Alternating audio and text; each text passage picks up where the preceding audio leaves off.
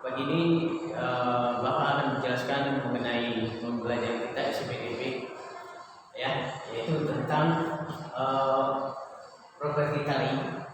Ya, kita tahu ya bentuk tali ini. Kalau kita berbicara mengenai tali, ya, tali itu tidak lari daripada gerak. Ya, gerak ini, ya, gerak itu terbagi atas dua macam. Ada namanya gerak maknawi, ya, dan ada namanya gerak murni. Jadi ada dua macam, maknawi dengan gerak murni. Apa itu gerak maknawi? Berarti gerak yang memiliki arti dan makna. Itu namanya gerak maknawi. Ya, seperti apa contoh gerak maknawi itu? Misalnya kalau kita menari, ya, kemudian kalau kita menyisir rambut, ya, kalau kita menjahit baju, itu ada makna, ya, itu salah satu contoh gerak maknawi. Kemudian apa itu gerak murni? Gerak murni artinya adalah gerak yang tidak memiliki arti. Contohnya, apabila kita berjalan, nyuci baju, ya, itu termasuk contoh gerak murni. Ya, itu perbedaan antara gerak maknawi dengan murni. Itu adalah gerak maknawi artinya adalah gerak yang memiliki arti dan makna. Ya, seperti menyisir rambut tadi, menari, kemudian menyanggul, ya, itu adalah contoh.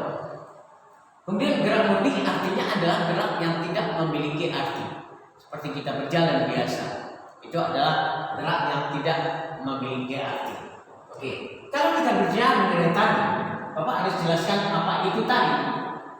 Tali tadi Bapak sudah jelaskan bahwa tidak lari daripada gerak. Apa itu tali? Tali itu adalah gerakan yang memiliki arti dan makna tertentu. Itu adalah tali. Gerakan yang memiliki arti dan makna tertentu. Itu namanya tali. Ya, tali perlu ada unsur-unsur daripada tali. Unsur tali itu terdiri dari apa saja? Termasuk yang namanya satu adalah properti. Ya, properti ini adalah termasuk unsur daripada tali. Apa itu properti?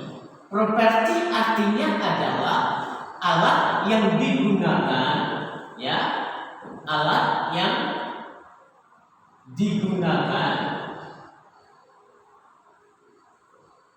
oleh penari. Ini properti. Bapak contohkan.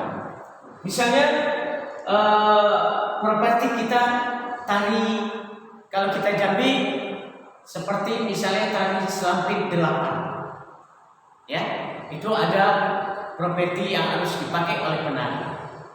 Penari misalnya tali tulang belum, itu ada propertinya seperti apa? Seperti kain, ya, yang dipakai oleh penarinya, ya, untuk membuat bentuk tulang belutnya. Oke, itu properti. Kalau di daerah lain, kalau kita berbicara mengenai tali lagi, seperti properti dan tari-tarian, setiap daerah di Indonesia itu mempunyai tari-tarian tersendiri yang disebut dengan tari tradisional. Untuk apa tari tradisional itu pada zaman dahulu? Tari tradisional itu adalah sebagai persembahan. Ya, kalau kita di Jambi misalnya, maaf, kalau kita ada suku asli atau suku anak dalam kita, yaitu suku Kubu, itu ada tari khusus sebagai persembahan terhadap dewa-dewa yang dianggap gaib, yang dapat menyelamatkan, memberi kesehatan kepada mereka. Maka perlu ada persembahan. Dengan apa? Dengan gerakan-gerakan. Itu salah satu tali yang digunakan adalah untuk persembahan pada zaman dahulu. Kalau sekarang tali itu digunakan adalah sebagai perbedaan antara zaman dulu.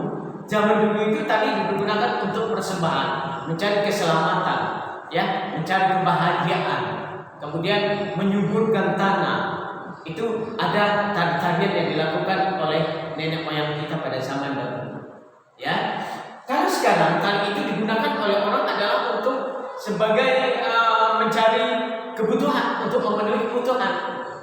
Ya, makanya orang berlomba-lomba untuk memodifikasi tari yang disebut dengan tari kreasi. Nanti Bapak akan jelaskan. Properti, selain unsurnya pertama tari adalah properti, kemudian yang kedua adalah busana. Busana termasuk unsur daripada tari. Apa itu busana? Busana artinya adalah pakaian yang dipakai oleh penari. Maka ini termasuk unsur. Karena pakaian yang dipakai oleh penari itu akan mencerminkan watak dari sebuah tari. Jadi pakaian sangat menentukan.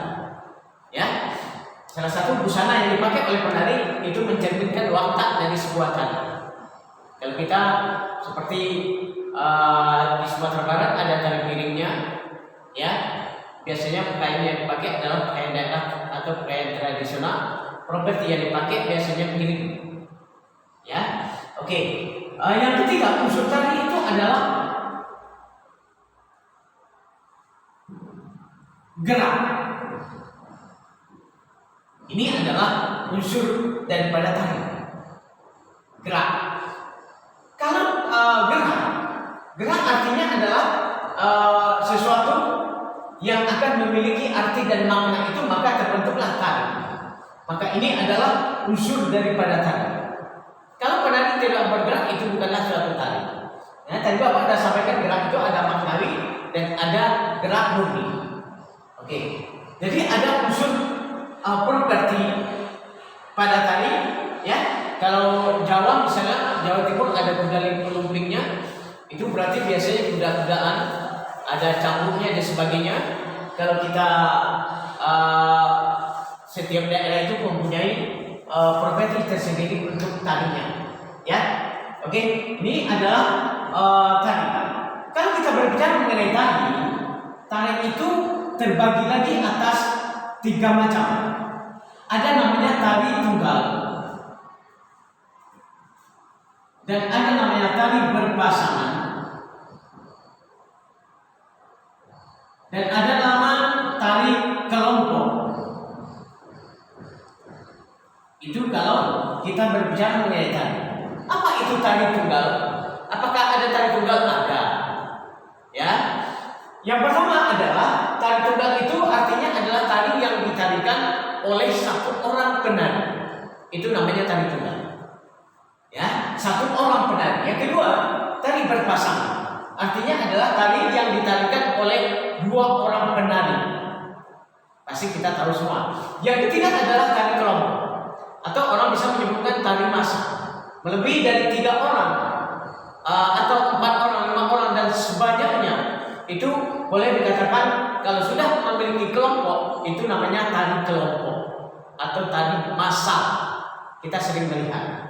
Oke, itu tari jenis-jenis tari itu ada 3 macam. Tari tunggal, tari berpasangan, tari kelompok. Ya, tari tunggal artinya adalah tari yang ditarikan oleh satu orang penari. Yang kedua adalah berpasangan, artinya adalah tari yang ditarikan oleh 2 orang penari. Ketiga adalah tari kelompok, artinya adalah tari yang ditarikan oleh sekelompok orang. Ya, oke. Siapakah yang menciptakan tari ini? Tentu ada orang yang ahli menciptakan tari. Siapa? Kalau dalam istilah orang yang ahli dalam menciptakan tari itu namanya koreografer. Ya, ini orang yang menciptakan tari. Ya, baik. Bapak semua, ini bentuk tari, kemudian jenis gerak dan unsur tari. Bapak sudah sampaikan ada properti, ada busana, ada geraknya, kemudian ada perhiasan. Bapak tambah satu lagi ya, ada hiasan. Ini sangat menentukan juga di dalam tali. Baik, anak-anak semua, terima kasih supaya dapat bermanfaat.